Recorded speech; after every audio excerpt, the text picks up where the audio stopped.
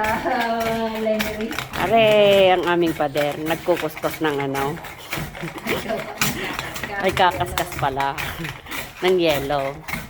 Imported pa yung yelo namin, oh. Imported yan. Galing Oh. Pilipinas. Kagaling eh. Oh. Oh, Ayan. galing. Tapos, Lalagay doon.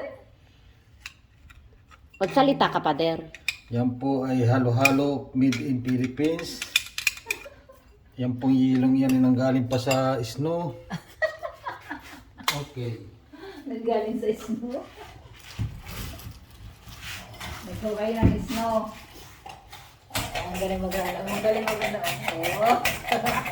Expert na expert ba? Kami po ay talagang dating halo-haloan nung kami mga bata pa. Mother.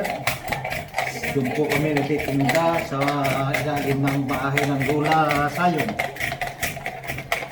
Expert po ako sa pagkahalo-halo. Eh hanggang ngayon po, sa Mykonos, idala-dala niyo po. Opo, ito yung talagang tradisyonal ng Pilipinas. Halo-halo sa tag-init. Ang malamig na panahon. Aba, masarap yan kung gano'n. Kasi minana mo pa talaga sa iyong mother, Talagang ito po ay ang iyong pamilya. Wow. Yung iba naman, lagyan mo.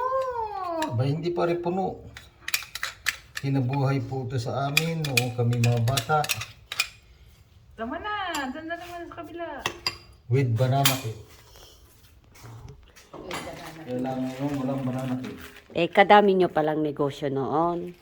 Aba, Negosyante kayo pala.